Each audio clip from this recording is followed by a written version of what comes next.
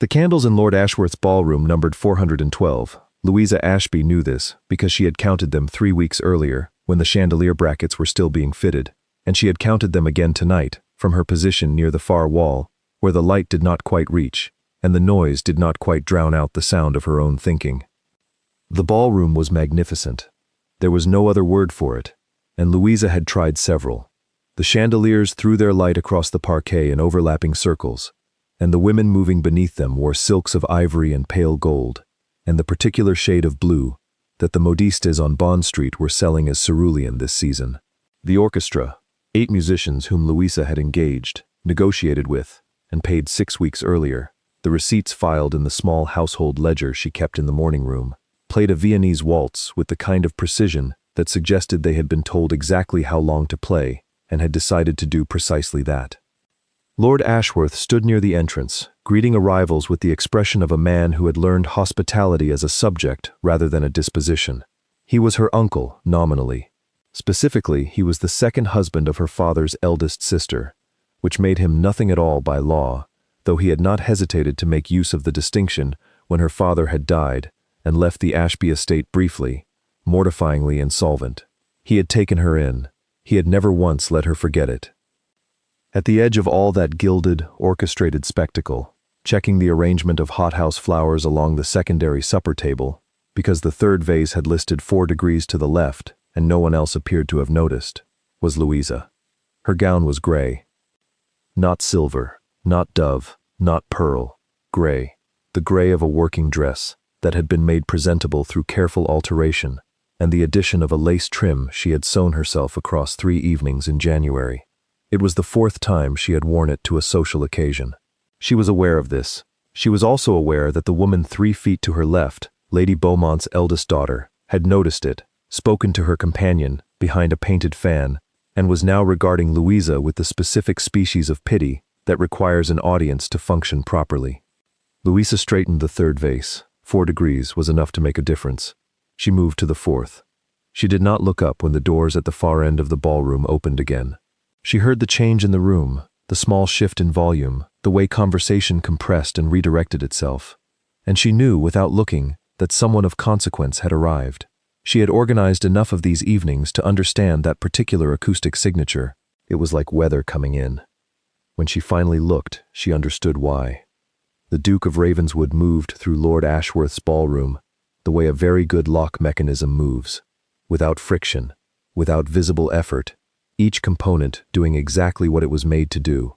He was tall, dressed in a dark tailcoat, with no ornament beyond the precision of its cut, and he wore his authority without performing it. He did not smile at the room.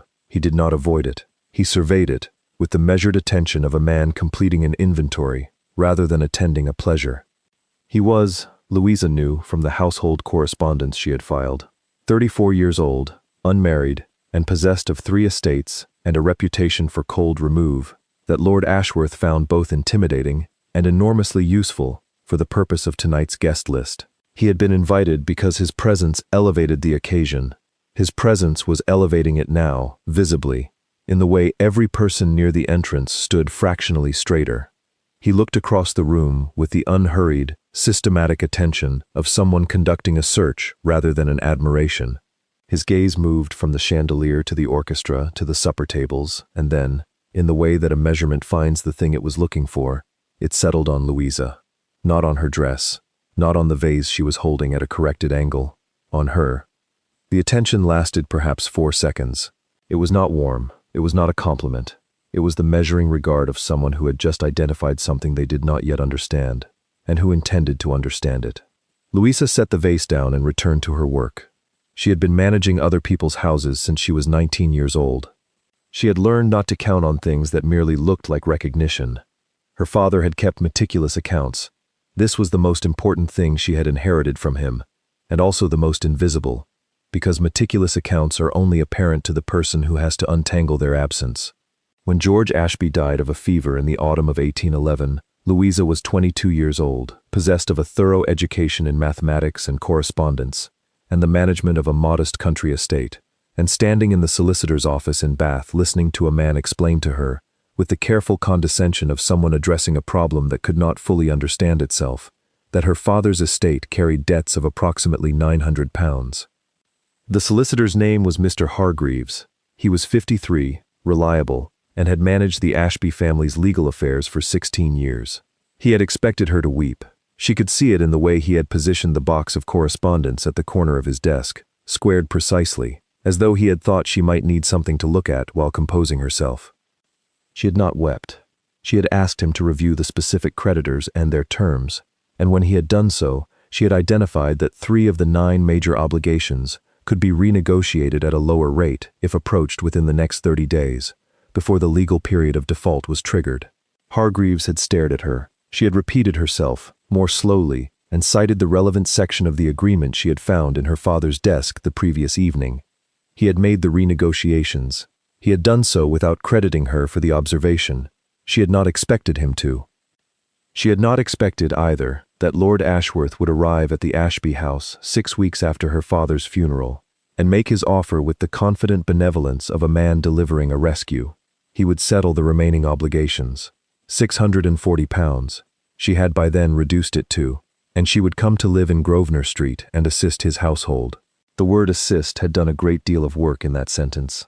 She had understood, by the time she arrived in London with a single trunk and her father's account ledger, that it would need to. For 4 years, Louisa had run Lord Ashworth's household, not assisted, run. She managed the household accounts, £1,200 annually in domestic expenditure, a figure she had reduced to £940 in the first year, by renegotiating with the suppliers who had been overcharging, because no one had looked closely enough to notice. She organized the social calendar, the dinners, the card evenings, the 2 larger entertainments each season. She managed the staff of 14, knowing which footman needed to be spoken to with patience, and which housekeeper required exact written instructions, and which cook needed to be left entirely alone in the mornings. She negotiated with the wine merchant, the florist, the chandler, the modiste. She handled Lord Ashworth's correspondence when he was away at the country house, and she drafted his letters of apology when he forgot appointments, which was frequently. She was not paid for this. She was housed and fed, and occasionally given the sort of vague social introduction that came with living in a house of consequence, though Lord Ashworth introduced her as a relation, in the same tone he might use for a piece of furniture he was mildly proud to own. There had been a moment, in the 2nd year, when she could have stopped. Lord Ashworth had suggested, in one of his periodic moods of financial alarm, that the household economy might be better served if certain expenses were transferred to his business manager, and Louisa had spent 3 evenings preparing a document that compared the household expenditure under her management against the previous 3-year average before her arrival. The savings were £460 per annum.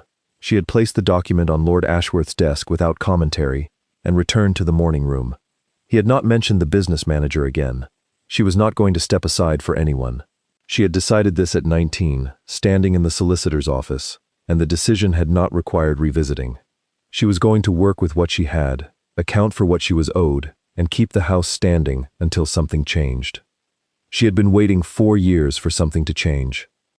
There had been one person, in all of that time, who had seen her clearly, Mrs. Polly Crane, who had been the Ashby cook before her father's death, and had taken a position in Bath afterward, had come to call on Louisa in the first winter at Grosvenor Street. She had looked around the morning room, the stacked correspondence, the open ledger, the cold tea that Louisa had forgotten to drink, and said, with the directness of someone who had known Louisa since childhood, "You are keeping this whole house on your back, my girl, and not one of them knows it." Louisa had not answered. There had not been a useful answer. "Someone will see it eventually," Mrs. Crane had said. Louisa had thought about that sentence many times in the 3 years since. She had put it beside her father's voice, which she still carried somewhere behind her sternum, reading her back her account columns at the end of each month and saying, "Accurate, Lou, accurate and clear," as though precision were itself a form of love. She supposed, looking back, that for him it had been. She had not had much else to put beside it. The evening of the ball that changed everything, Louisa would think of it in those terms afterward, though she would not have permitted herself the phrase at the time, had begun in the entirely ordinary way that her evenings always began, with the inventory.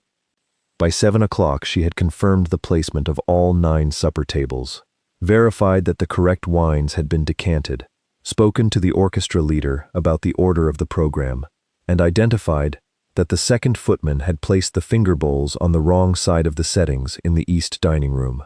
She had corrected this without alarming anyone, and returned to the flower arrangements. At 8:30, when the ballroom was at its fullest and the gray of her gown had been noticed by at least 4 of Lord Ashworth's more observant guests, she permitted herself one complete survey of the room, the way her father had taught her to survey an account, systematically, without skipping anything, noting what was there and what was missing. The Duke of Ravenswood was standing with Lord Ashworth near the fireplace. He was not looking at Lord Ashworth, he was looking at her. It was the particular look, she decided, not desire, not pity, not the social appraisal that moved from dress to face to family name in rapid calculation, of someone solving a problem they had previously not known existed. She did not look away. She had never learned the social performance of the downcast glance. Her father had not taught it to her, and no one since had seen fit to insist upon it. The Duke looked at her for a long moment. Then he said something to Lord Ashworth, set down his glass, and crossed the room. The distance was perhaps 30 feet. It took him long enough to cover it that she was aware of the room noticing, not every person, but enough. "Miss Ashby," he said when he reached her. She waited. She was almost certain she had never been introduced to him. She was almost certain, too, that this was the point, that he was indicating something with the precision of the address. She was not yet sure what. "I am told the flowers were your arrangement," he said. They were. The hothouse freesias alongside the early narcissi. He was not asking a question. "Yes, they are complementary in season and in scent." She paused. "And the narcissi were available at half the cost of the roses Lord Ashworth's florist had originally proposed." The Duke was quiet for a moment. "Practical," he said. "Accurate," she said. Something in his expression shifted, not by much and not warmly, but in the way a well-built bridge shifts imperceptibly under weight. It was doing its job, and the weight had registered. "Would you honor me with the next dance, Miss Ashby?" he said. The room, she was aware, had just made a sound. Not a sound she could have transcribed. A collective recalibration, a held breath, a redirected attention, a small machinery of gossip being assembled in real time. Lady Beaumont's eldest daughter had stopped speaking entirely. Lord Ashworth, 30 feet away, was holding his glass at an improbable angle. Louisa looked at Adrian Cavendish, Duke of Ravenswood, and thought for one precise moment about the grey dress, and the 4 times she had worn it, and the lace trim she had sewn herself across 3 evenings in January. She thought about Mrs. Crane's voice. "Someone will see it eventually." "Yes," she said, "thank you." She had learned not to count on things that merely looked like rescue. This did not yet look like anything. But she put out her hand, and he took it, and they walked to the floor together, while Lord Ashworth's ballroom rearranged itself around the fact of them. What Louisa could not have known, and what she would not learn until much later, when Adrian told her in the measured, precise way he told her most things, was that the Duke of Ravenswood had arrived at Lord Ashworth's ball in possession of a great deal of information that he had not gathered himself. He had employed a man named Mr. Fletcher, a retired solicitor with an appetite for careful research and a gift for making inquiries without appearing to make them, for the better part of 3 months. The assignment had been unusual enough that Fletcher had asked, once, with the tactful indirection of the professionally careful, what precisely the Duke was looking for. Adrian had said, "Someone who can run a large estate, keep accurate accounts, manage a staff, and hold a complex household together without requiring a committee to function. A person, not a credential.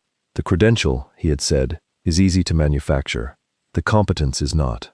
Fletcher had returned 8 weeks later with a document of 11 pages.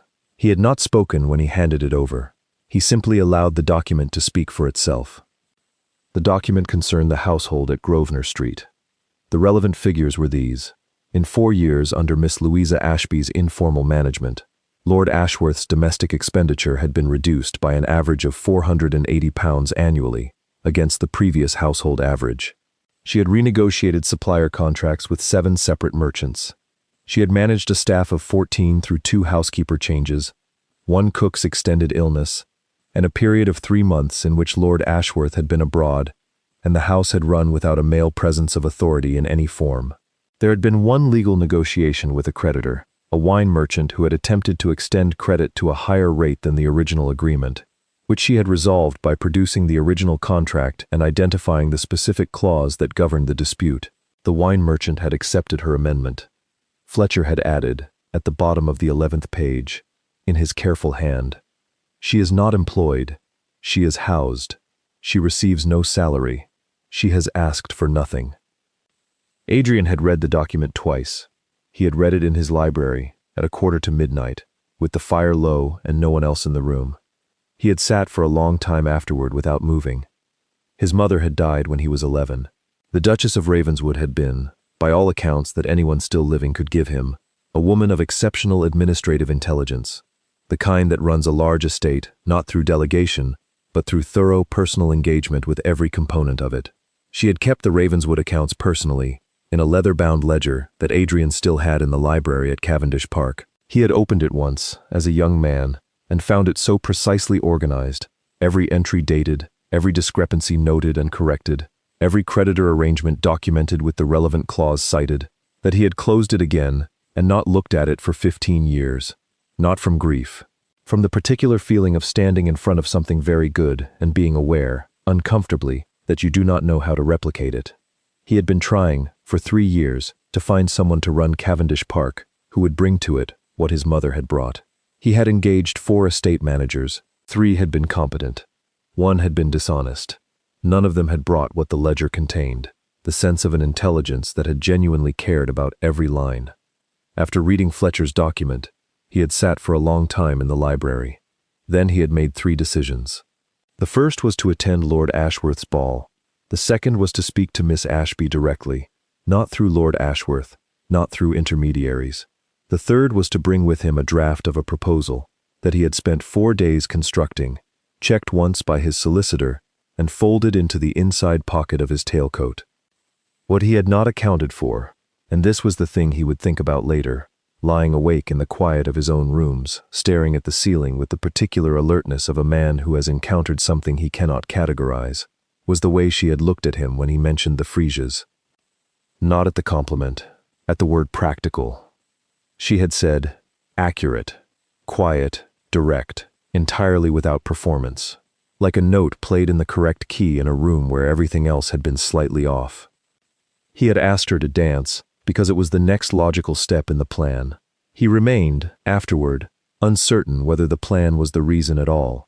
He stood outside the music room door for 3 consecutive evenings after that.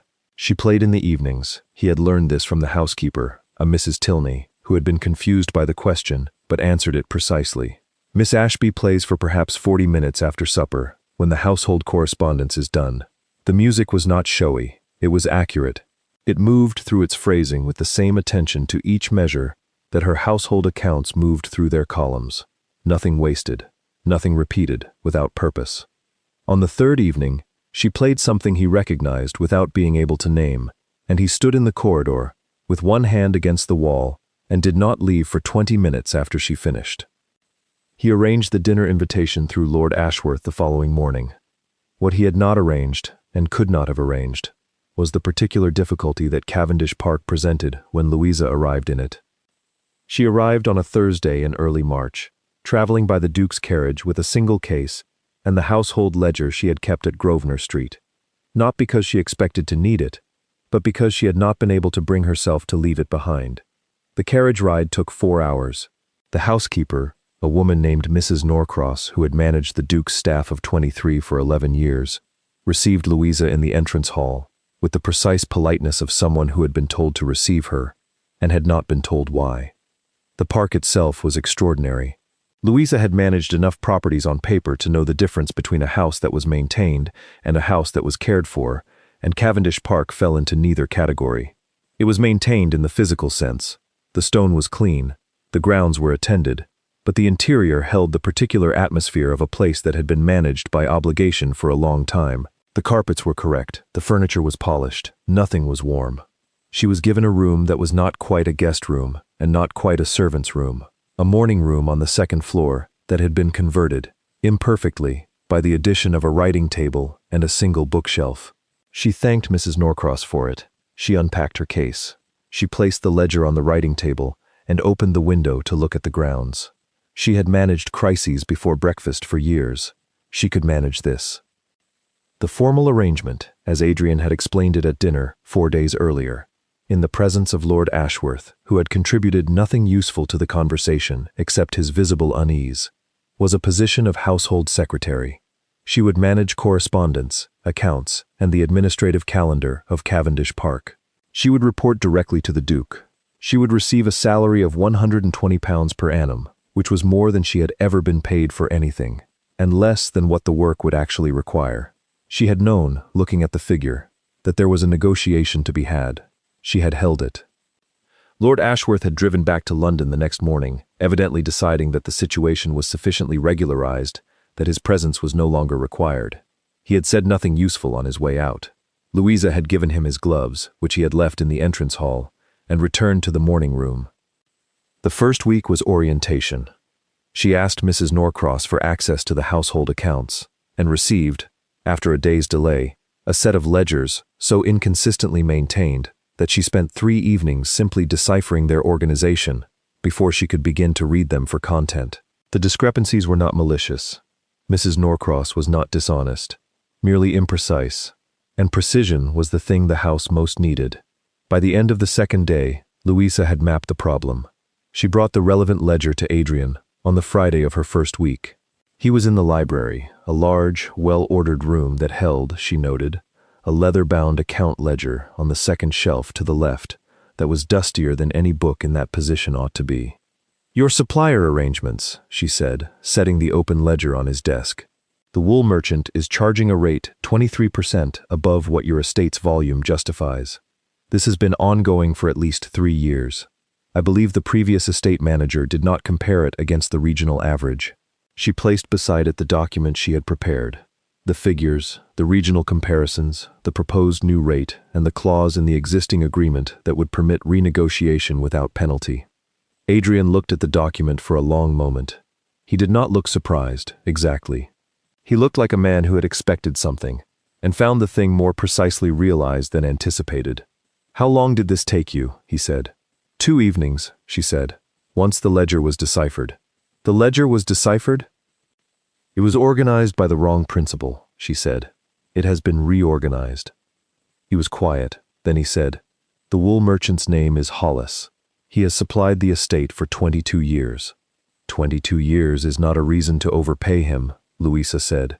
"It is a reason to inform him of the renegotiation with courtesy." Something moved in Adrian's expression. It was not warmth precisely. It was the particular look of a person encountering something they had read about and did not quite believe was real until this moment. "Draft a letter," he said. The opposition arrived in the second week, which was sooner than she had expected, but not sooner than she had prepared for. Lady Celeste Hargrove was the daughter of the Earl of Pembroke and had been, by the understanding of every relevant social circle in London and 3 counties, the expected candidate for the position of Duchess of Ravenswood. She was 26 years old, possessed of dark hair and the kind of composed elegance that required an army of domestic staff to maintain, and she arrived at Cavendish Park on a Tuesday morning, with her mother, 2 ladies' maids, and the serene certainty of someone who has never seriously entertained the possibility of a room she did not belong in. She was not cruel, precisely. She was simply accustomed to a world that organized itself around her requirements. She encountered Louisa in the entrance hall, where Louisa was directing the repositioning of a cabinet that had been obstructing the line of sightline from the front door to the garden windows. "Oh," said Lady Celeste, stopping. Her gaze moved from Louisa's gray dress, not the ball gown, a different dress, equally plain, to the cabinet, and back to Louisa. "And you are?" "Miss Ashby," Louisa said, "household secretary." Lady Celeste smiled. It was a beautiful smile, and entirely impersonal. "How useful," she said, and moved past. The Countess of Pembroke, following her daughter, said nothing at all. She simply looked at Louisa, the way one looks at an arrangement of furniture, noting its position, assessing its utility, finding it broadly satisfactory, for purposes that had nothing to do with the furniture's own nature. Louisa watched them proceed into the drawing room and returned her attention to the cabinet. The difficulty came at dinner. Adrian had invited a small party: the Pembrokes, his estate solicitor Mr. Carroway, and an investor named Mr. Aldrich, who held a financial interest in the Ravenswood wool enterprise. Louisa had organized the seating, the menu, and the corresponding household arrangements. She had not expected to be present at the dinner itself. She had been present at Lord Ashworth's dinners occasionally, when he needed someone to manage the conversational topology. But Adrian had not specified, and she had not assumed. He had sent word at 6:30, through Mrs. Norcross, that she was to join the table. She had changed her dress. The third best one, still plain, but at least it was a proper dinner gray, rather than a working gray. She had done what could be done with her hair in 20 minutes. She had entered the dining room and found Lady Celeste already seated at the right hand of the host's chair, which Louisa herself had assigned in the seating arrangement, and now looked at with the entirely calm recognition that she had, apparently, arranged her own displacement. She sat at the far end of the table.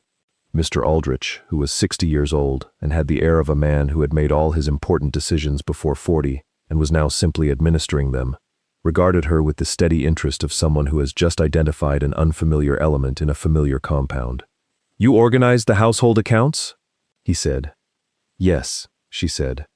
"Carroway tells me the wool merchant arrangement is being renegotiated." "A letter was sent yesterday," Louisa said.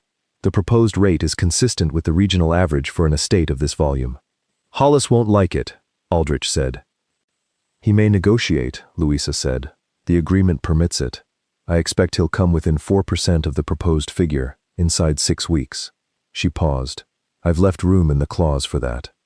Aldrich looked at her for a moment with the particular expression of a man recalibrating. Then he looked at Adrian.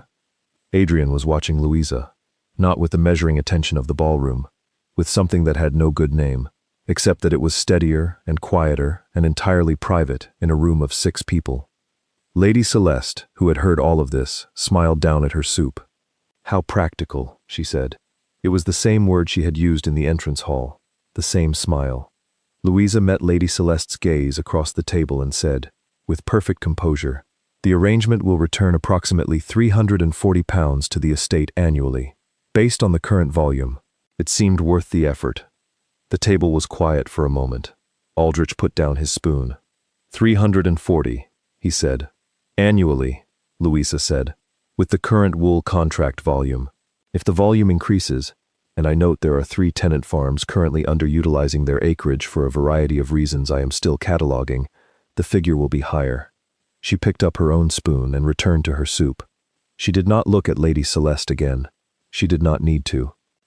The Countess of Pembroke said, several minutes later, in the tone of someone who has decided to address a situation directly, "Miss Ashby, have you family in London?" "My father died 4 years ago," Louisa said. "I came to assist Lord Ashworth's household afterward."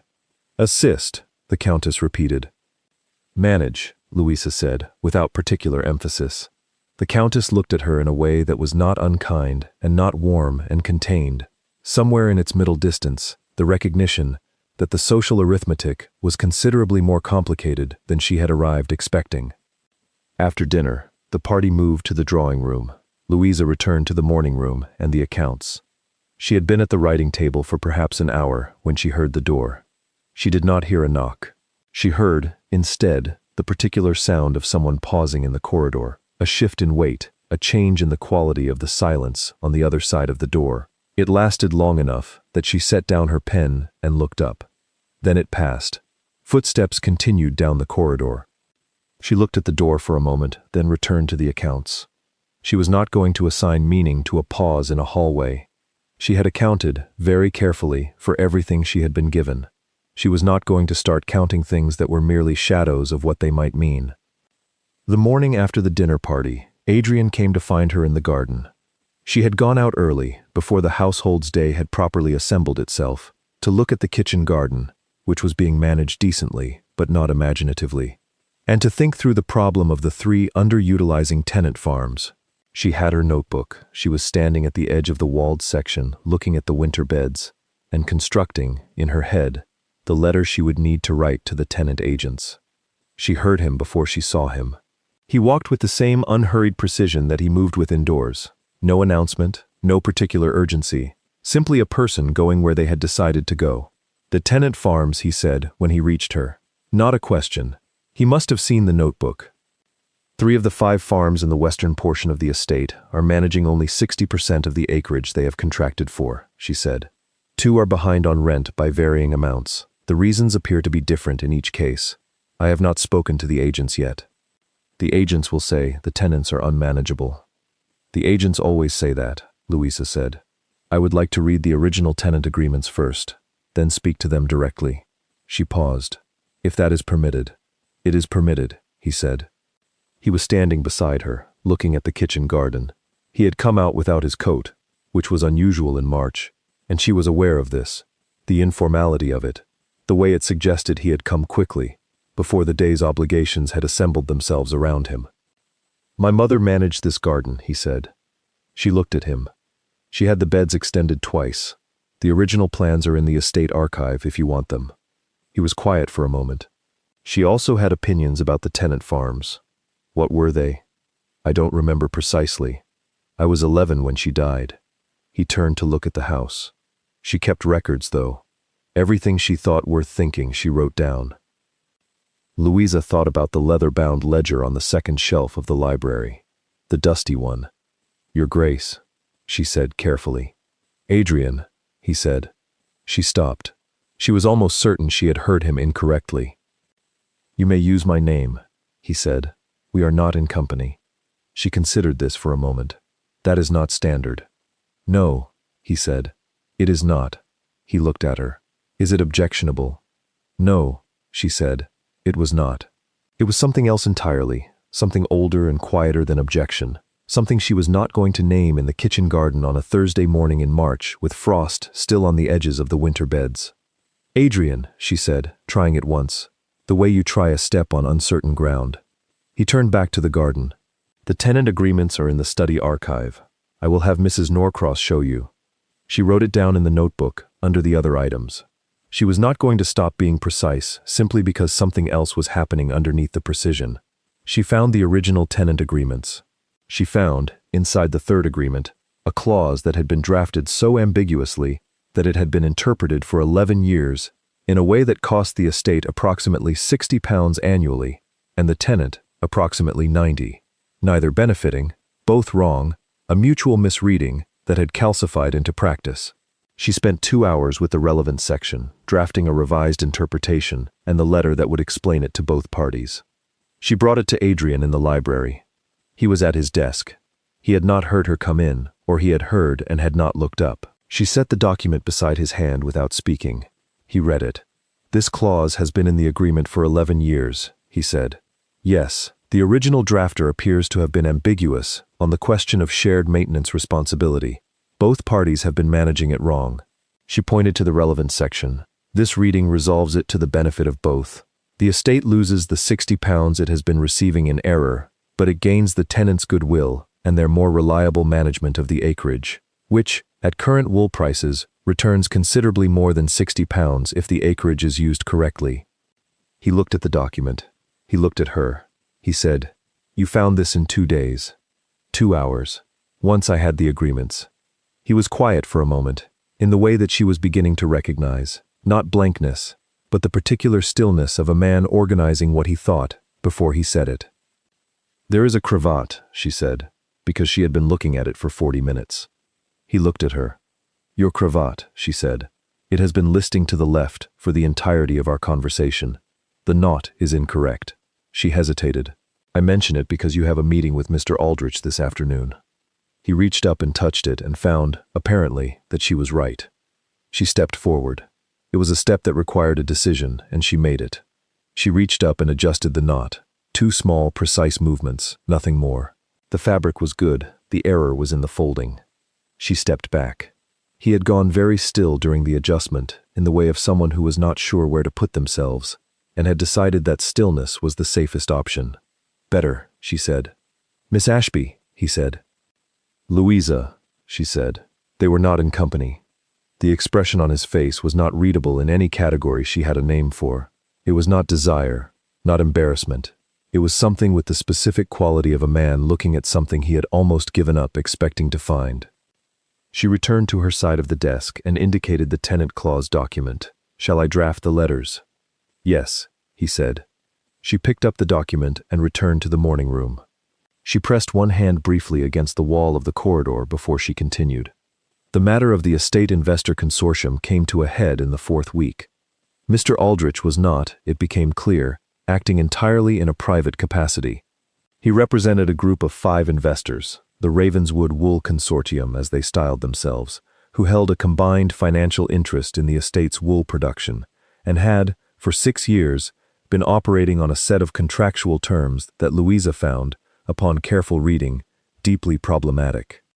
The problem was not fraud. It was something more ordinary, and in some respects, more damaging. The original contract terms had been set when wool prices were significantly lower, and they had never been revisited. The consortium received a fixed rate on production volume that had been generous when the estate's flock was at one size, and was now, at a larger size and higher prices, returning approximately 40% of what the market would otherwise justify to the estate. She found the original contract buried in a misfiled section of the estate archive.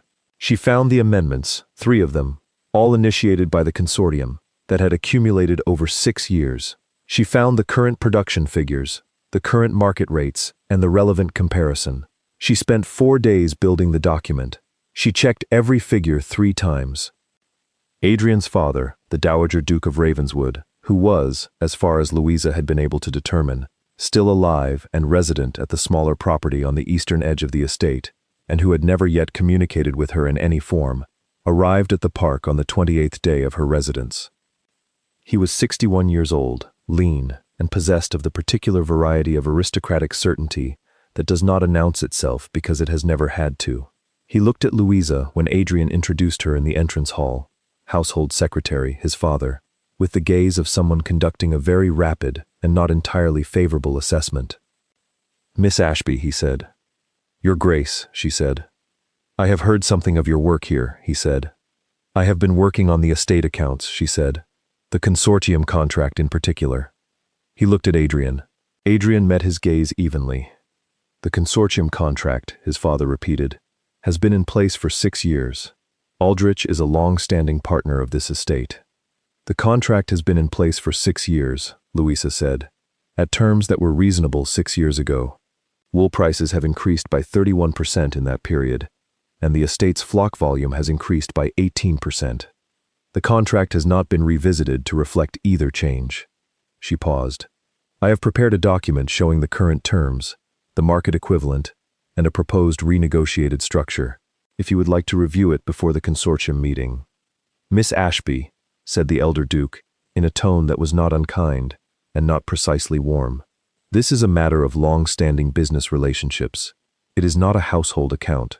"No," she said, "it is a business account. The methodology, however, is the same." She did not move. "The estate is losing approximately £400 annually under the current terms. In 6 years, that is £2,400. There was a silence in the entrance hall. A footman near the door appeared to be doing his best to be invisible. "I am aware," Adrian said to his father, "that Miss Ashby's review has been thorough. I intend to present her findings at the consortium meeting." His father looked at him. It was the look of a man who has made a great many calculations very quickly, and has not yet finished the last one. "We will discuss this," his father said. "Yes," Adrian said, "at dinner." He said it with the quiet finality of someone who had decided a thing and was not revisiting the decision. He did not look at Louisa. He did not need to. She brought everything she had, and she put it to work. The consortium meeting was held on a Friday morning in the 2nd week of April, in the formal dining room of Cavendish Park, which Louisa had arranged the previous afternoon. Chairs placed correctly, the documents organized in 7 sets, 1 per consortium member, 1 for Caraway the solicitor, 1 for Adrian. She had been told she would not be present. She had organized everything as though she would be, because organizing things for the room was the last piece of work she could do before the room took over. Adrian came to find her in the morning room at 8 o'clock. "I want you in the room," he said. "Yes," he said. "You have the figures." "I have all the figures," she said. "Then bring them," he said. She picked up the prepared document, annotated, cross-referenced, dated, and followed him down the corridor. The consortium room was full when she entered. 5 investors, most of them older than 50, all of them possessed of the particular look of men who have been told to expect one kind of meeting and have been surprised by a different kind. Aldrich sat at the middle of the table. He looked at Louisa with the specific expression of a man who has, very recently, reconsidered a thing and found the reconsideration uncomfortable. Adrian's father was at the far end of the table. He said nothing. Louisa stood at the near end of the table and set her document down.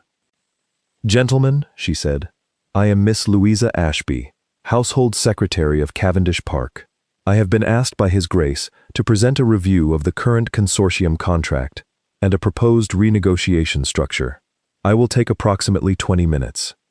I would ask that questions be held until I have presented the full analysis." There was a small sound from somewhere in the middle of the table.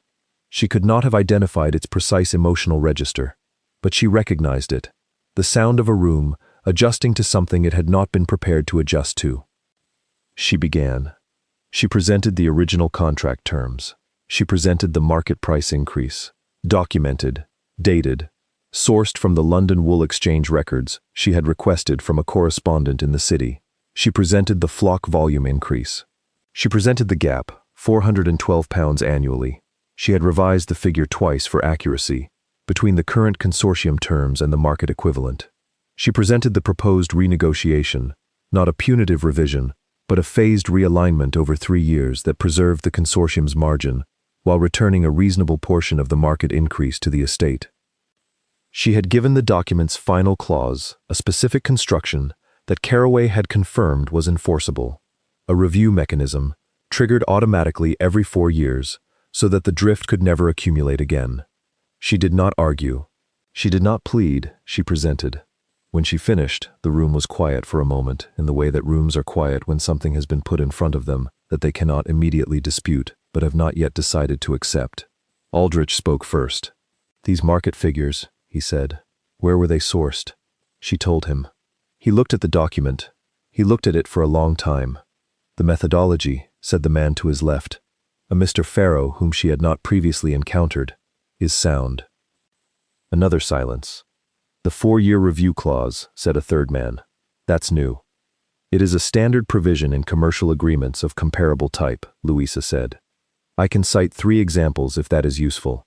She opened the annotated section of her document and found the 3 citations she had prepared for exactly this question. She placed them in front of the nearest consortium member, who passed them down the table. The person being overlooked in any room is often the person keeping the room standing. Louisa had known this for 4 years. She had never expected to be the one standing in the room saying so. Adrian's father had not spoken. She could see him at the far end of the table. He was reading the document with the focused attention of someone encountering it seriously for the first time. Adrian stood at the head of the table and said, "I will ask the consortium to take 1 week to review the proposed terms. Caraway will be available to answer questions about the legal construction. I am prepared to proceed with the renegotiation." He said it with the quiet finality that she was coming to understand, simply how he sounded when he had decided a thing and was not available for further debate on whether to decide it. Aldrich looked up from the document. He looked at Louisa. He looked at Adrian. "A week is reasonable," he said. The consortium accepted the renegotiated terms in 23 days, which was 2 days faster than she had projected. The revised clause was signed by all 5 members. Caraway filed it. The 4-year review mechanism was entered into the estate calendar. £398 returned to the estate in the first year. She entered the figure into the new ledger on the date it was confirmed, dated it, and noted the clause beside it. It was, as her father would have said, accurate and clear. Adrian's father came to the morning room on the 25th day. She had not expected him. She looked up from the new ledger when the knock came and said, "Come in," and he entered with the measured precision of a man who had decided to do a thing and was doing it, regardless of his feelings about the doing. He stood inside the door. He looked at the writing table, the organized correspondence, the filed documents. "The consortium review clause," he said. "Yes? In 22 years of that contract, it never occurred to any of us to include one." He was quiet. "It is an obvious provision." "Obvious in retrospect," she said. "Yes." He stood for another moment. "I did not come to offer you an apology. I came to say that I understand, now, What you were doing. He looked at the ledger. I was wrong about the nature of it. He did not say anything else. He left. She sat for a moment with her hand on the open ledger. Then she picked up her pen and returned to the column she had been completing. It was not a conversion. It was not warmth. It was simply a man of 61 acknowledging, without fanfare and without pleasure, that he had seen something wrong and was now capable of seeing it more correctly. She had not expected more than that. What she had not expected was that it would feel, quietly and unexpectedly, like something close enough to enough.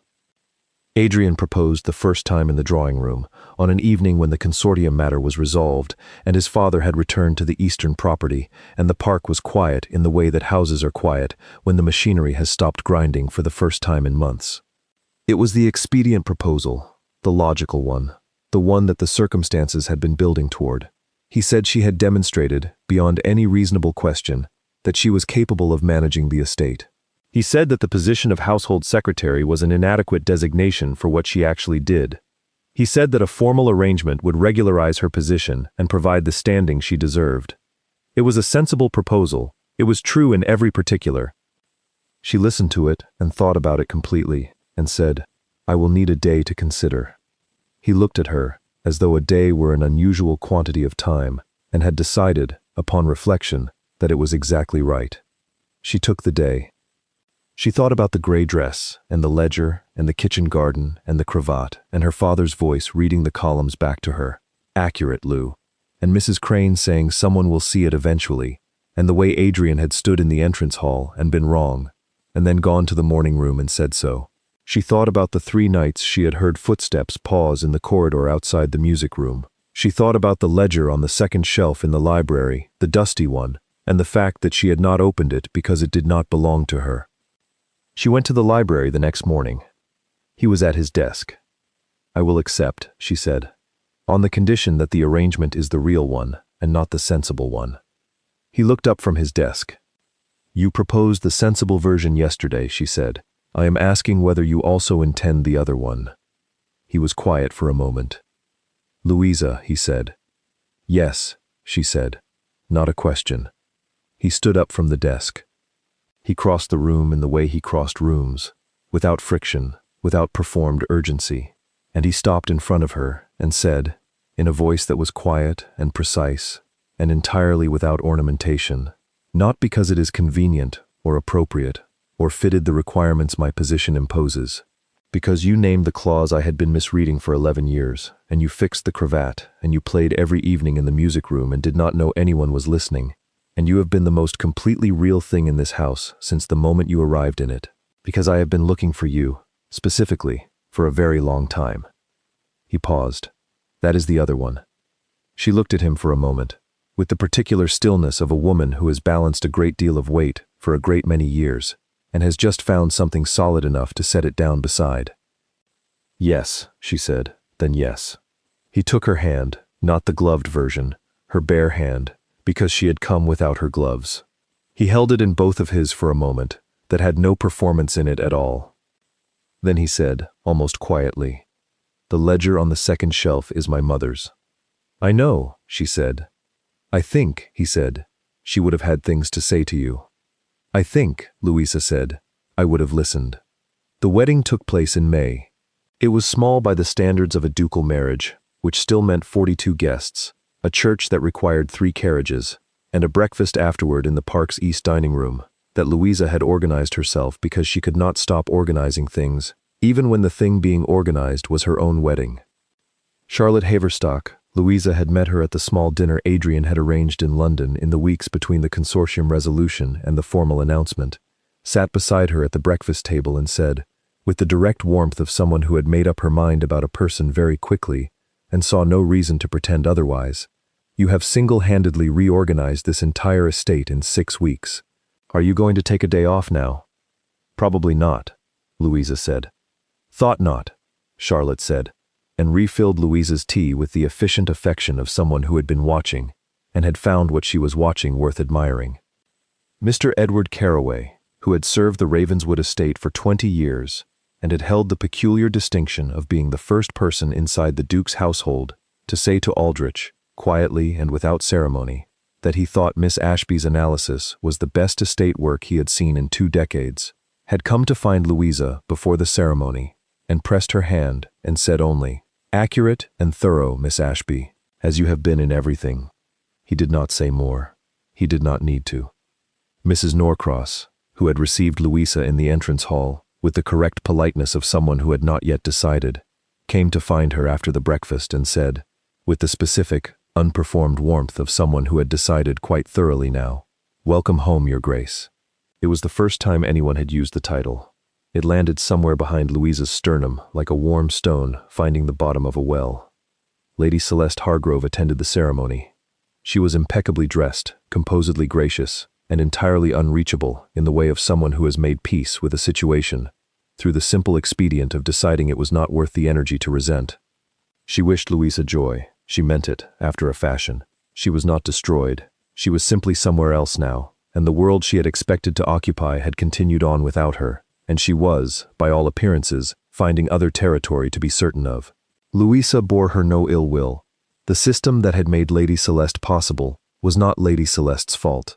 The life that followed was not, Louisa found, so different in its components from the life that had preceded it, only in the question of who it belonged to. She managed Cavendish Park's accounts with the same precision she had managed Lord Ashworth's, and then Lord Ashworth's predecessor, and all the accounts before that. She renegotiated 4 additional supplier contracts in the first year of her marriage. She redesigned the tenant agreement structure, working from the original template she had found in the archive, and the corrections she and Adrian had discussed in the kitchen garden in March, and produced a 12-page document that Caraway had filed and that 2 neighboring estates had subsequently requested copies of, which she provided with annotations specific to each estate's situation, because a partial document is less useful than a complete one. She opened the ledger on the second shelf. She had waited until the summer, until the house was settled and quiet, until she felt she had earned the right to it. She read it over 3 evenings, sitting in the library while Adrian worked at his desk. She did not speak while she read. He did not ask what she was reading. He simply remained at his desk and worked, because she was in the room, and that was enough. The 6th Duchess of Ravenswood's ledger was, as she had expected, extraordinary. Every entry precise, every correction documented, every decision noted with the reasoning that had produced it. There was a margin note beside the wool merchant entry, a different merchant, the predecessor of Hollis, that read, "Generous rate for the volume. Review in spring." She had died before spring had come. Louisa closed the ledger and put it back on the shelf. She would have continued to be extraordinary, she said to Adrian. "Yes," he said. The review she noted in the margin. "I found a version of it, in the Hollis contract." "I know," he said. He had known since she had brought the document to his desk. She thought about that for a moment. About 2 women, separated by 20 years, arriving at the same margin note through the same methodology. About the specific and quiet comfort of being part of a chain of work, rather than the beginning of it, she said. "Your mother's garden beds. I intend to restore them as she originally designed them." "I know that too," he said. She looked at him. He was at his desk, working, and he was watching her in the way that she had come to understand was simply how he attended to the world when she was in it, completely and without particular announcement. She knew he was watching. She had known for months. She had stopped pretending she hadn't. Their son, James Henry Cavendish, arrived in the spring of 1815, healthy and loud, and entirely certain of his own requirements from the first moment of his life, which was a quality that the people in the room found alternately exhausting and deeply familiar. He had Adrian's dark hair and Louisa's habit of attending to what needed attending to first and everything else second, which expressed itself, in infancy, as an extraordinary capacity for sustained interest in specific objects and a complete indifference to being impressed. He was named James for Louisa's father, whose account ledger still lived on the writing table in the morning room. Henry was a Cavendish family name. There had been a Henry in every other generation, Adrian said, and it was time for the practice to continue. 2 years later, his sister, Clara, arrived with the same certainty and considerably more volume, and learned at 3 to escape her crib with a methodology so consistent and effective that Louisa noted it privately as evidence of inheritance, and felt, obscurely, proud. The morning room remained Louisa's room. It was where she worked. where the accounts were kept, where the annotated tenant agreement lived in the third file on the right shelf, and the wool merchant records occupied the second. She had added 2 bookshelves. She had eventually admitted the need for an additional writing table when the correspondence grew to a level that required it. She did not call it the morning room anymore, in her mind. She called it the office. No one corrected her.